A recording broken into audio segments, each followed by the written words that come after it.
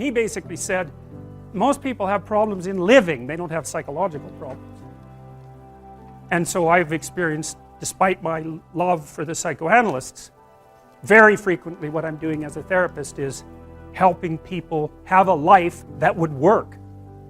You know, and you can parameterize that. It's like, what do you need? How about some friends? That people kind of like that. How about an intimate relationship with someone that you can trust, that maybe has a future? That'd be good. How about a career that puts you in a dominance hierarchy somewhere, so at least you've got some possibility of rising, some possibility of stabilizing yourself, and a schedule and a routine, because no one can live without a routine. You just forget that. If you guys don't have a routine, I would recommend, like, you get one going, because you cannot be mentally healthy without a routine. You need to pick a time to get up. Whatever time you want, but pick one and stick to it, because otherwise you dysregulate your circadian rhythms and they regulate your mood. And eat something in the morning. I've had lots of clients who've had anxiety disorders. I had one client who was literally starving. Very smart girl. There was very little that she liked. She kind of tried to subsist on like half a cup of rice a day. She came to me and said, I have no energy. I come home, all I want to do is watch the same movie over and over. What, like, is that weird? And I thought, well, it depends on how hard you work. You know, it's a little weird, but whatever. It's familiar. You're looking for comfort. So I did an analysis of her diet. It's like 3/4 of a cup of rice. It's like, you're starving. Eat something. You know, you'll feel better. So she modified her diet, and all her anxiety went away, and she had some energy. It's like, yeah, you got to eat. So a schedule, that's a good thing, man. Your brain will thank you for it. It will stabilize your nervous system. With a bit of a plan, that's a good thing. You need a career, you need something productive to do with your time. You need to regulate your use of drugs and alcohol, most particularly alcohol, because that does in a lot of people.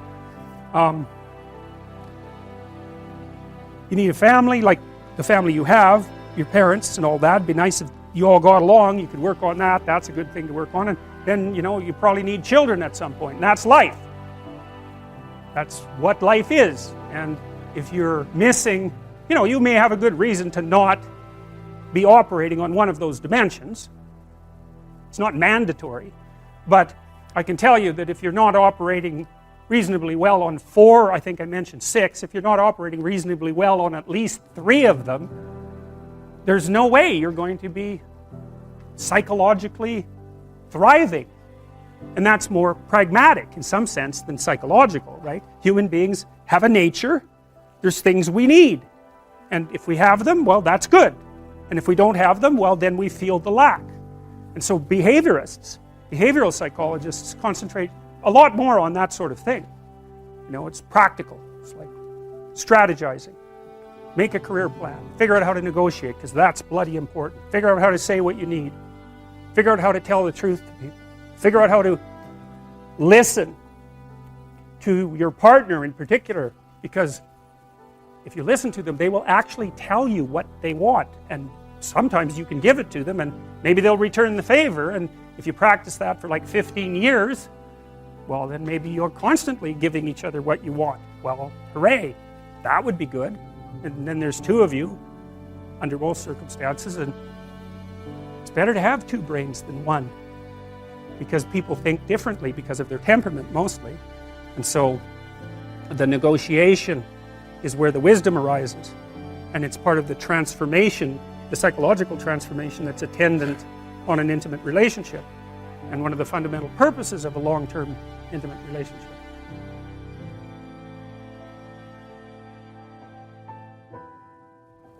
You're in a class, it's near the beginning of the semester, you write an exam or you hand in an essay and you don't get the mark that you desired. Okay, so what are your options? Well, one option would be, so you've hit an anomaly, things didn't happen the way you wanted them to happen. And so maybe you say, geez, that was a boring and stupid class anyways, this gives me an excuse to get out, and so that's not such a negative thing.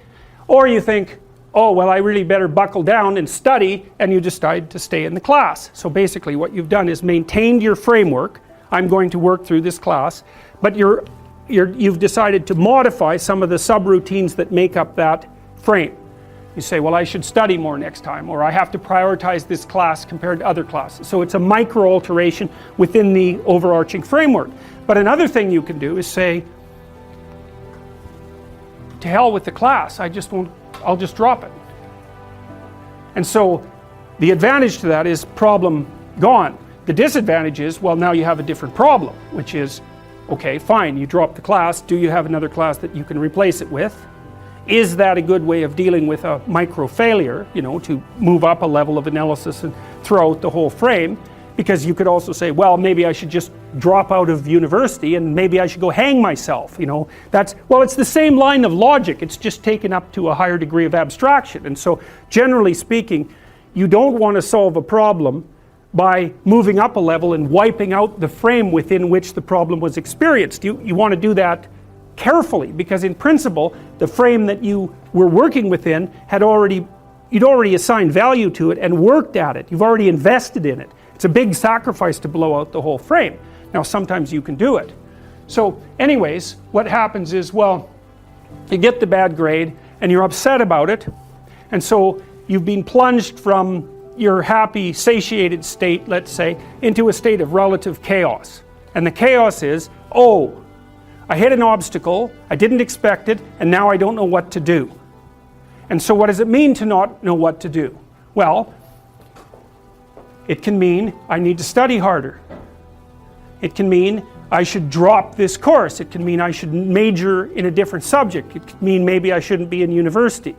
It could mean maybe my future plans have been formulated badly. It can mean my future plans have been formulated badly because I don't understand myself very well and I've been telling lies about my past, right? The thing can really expand on you. And that's what the chaotic domain is. That's the re-manifestation of those things that you had considered irrelevant, right? Because when you go to pick up the exam, you've got your identity as a competent student intact. You're not questioning whether you should be in the course or whether you should be in that major or whether you should be in university. None of that. That's all in the implicitly accepted category. And as soon as the anomalous event emerges,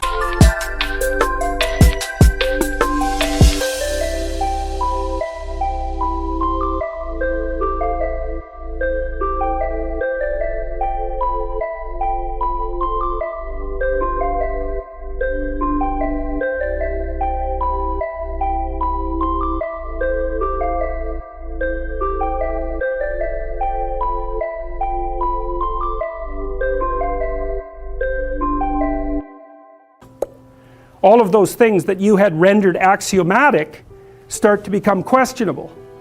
And that's like the shark coming up from the depths to pull you down. And that's the classic way of representing that and of symbolizing it. That's Jonah and the whale, for example.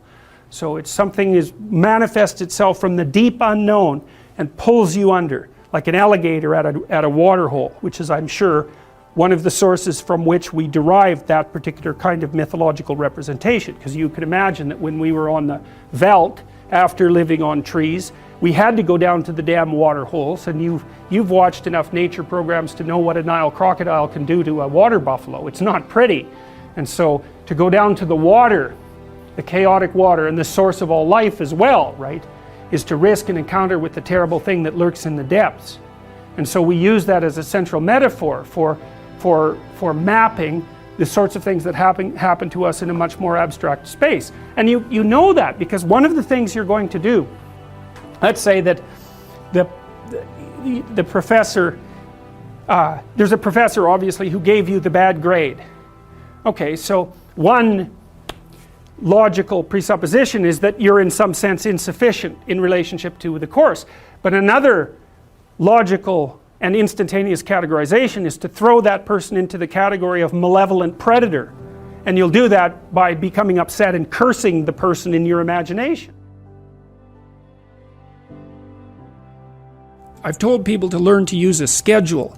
And people often hate schedules because they act as their own tyrants, right? They say, well, you have to do this unpleasant thing, and then here's another unpleasant thing you have to do, and then you have to do this unpleasant thing, and you do that for about 3 days, and you think, to hell with this, I'm not doing that, and you fall off the wagon. That isn't what you're supposed to do with a schedule. You're supposed to use it to design the days that you would like to have if you were taking care of yourself. And so some of that is, you know, you wake up in the morning and you think, here's 5